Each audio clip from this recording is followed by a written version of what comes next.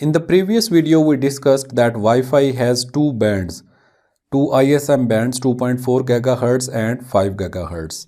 So let's discuss what is the significance of 2.4 GHz.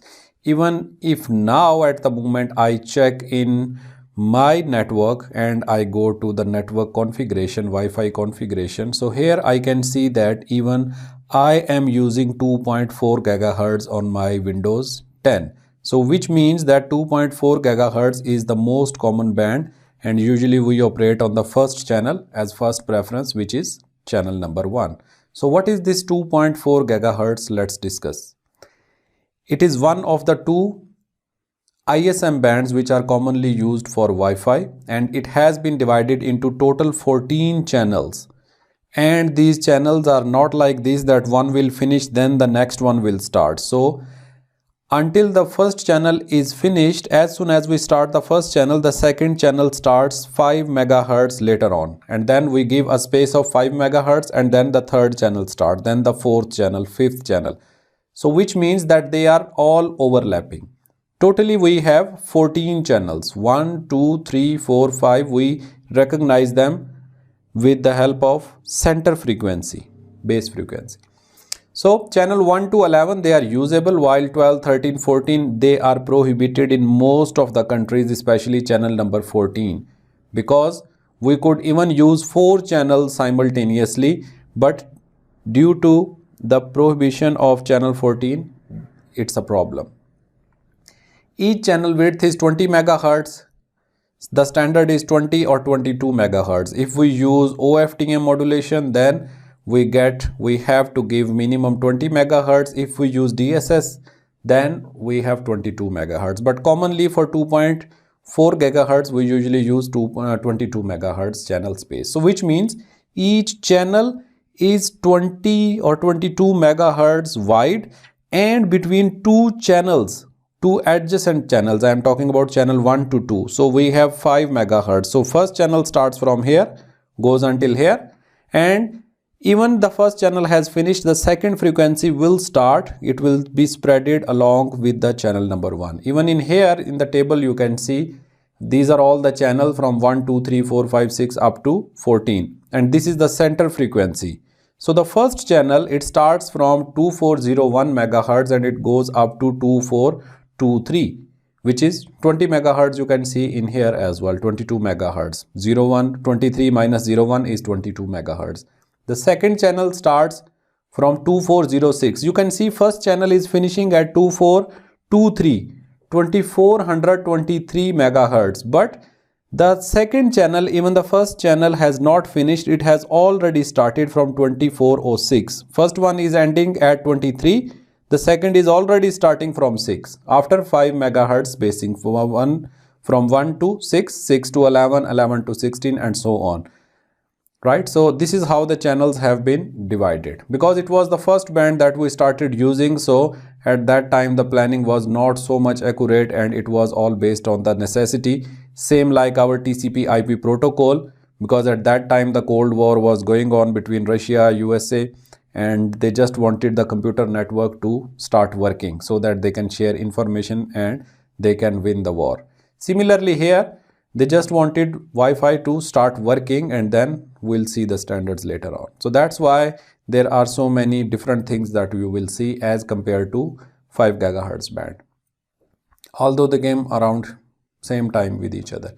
So there is 5 MHz spacing, and except for channel 14, here we have, you can see between channel number 13, this central frequency, or you can say the ending point, and then the starting point of channel 14 or middle frequency, we have a larger space, because we did not want to make 2-3 channels and make congestion with next bands. That's why we did not put so many bands, and even this band is prohibited as well.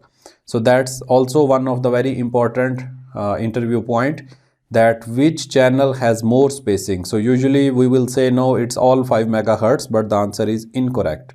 So between channel 13 and 14, we have 12 MHz space. All other channels we have 5 MHz space, right? it is common to use only 3 channels to avoid the overlapping. So it's very common wherever you will see in your routers, in your Wi-Fi implementation, your network designer or solution architect. When I am working here, we are designing networks for other companies. So we always suggest 3 bands, 3 non-overlapping channels, not bands, channels actually. So it's very common to use channel number 1, channel number 6 and channel number 11. These blue lines you can see, that's why I have made them solid, that they are not overlapping. Even when channel number 1 finishes, there is still a little bit space between them so that it does not overlap with the next one. So which means I can run my Wi-Fi at channel number 1 and my neighbor, or even in the same house, in another room or same room, another Wi-Fi can be run on channel number 6 and still there will be no problem. And another room or in the kitchen, we can run another Wi-Fi on channel number 11. So which means on the same room, same house, we can have 3 different Wi-Fi networks, right? And they can still work. But we cannot work that we will have channel number 1 and channel number 2 both Wi-Fi working in the same home, same area. Then we will have the interference which is called as adjacent channel interference. Or if I am running on channel number 1, if my neighbor is also running on channel number 1, then there will also be co-channel interference. So there are different types of interferences that we will also discuss next in the lectures, right? So there are these types of interferences. There is non-Wi-Fi, and then within Wi-Fi noise sources, we have co-channel interference and adjacent channel interference. But we will discuss later on. Let's finish about 2.4 gigahertz band. Okay, so 2.4, the last important point is that 2.4 gigahertz band is more crowded, right? Because it's the first preference of every Wi-Fi solution architect, every Wi-Fi designer, or when you buy a Wi-Fi from the market, just bring to your home and you just turn it on, it starts working. You plug in your fiber from your ISP, internet service provider. So most probably it will give you 2.4 gigahertz. And it will operate on channel number 1 unless you change it, right? So we can use spectrum analyzer or something.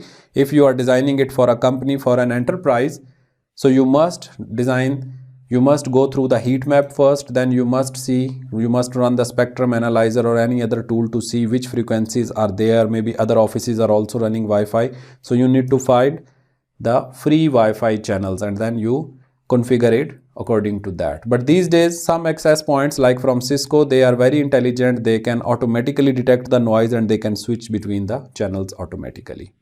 AI based, artificial intelligence based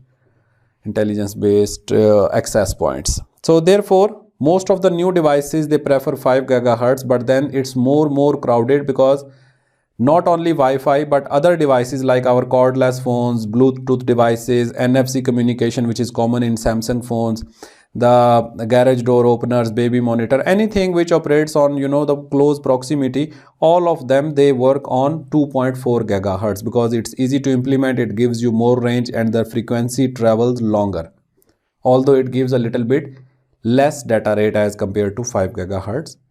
So this is all about 2.4 gigahertz. If you have any question, I hope it's clear about frequency bands, about channel spacing, about co-channel interference, about central frequency, about the range of each channel, and some more important interview points, and how many bands we can use separately, all of this. So then in next videos we will discuss about other frequency bands like 5 gigahertz. So now there is question and answers time. Let me ask you a question. Please write your answers in the comment box below.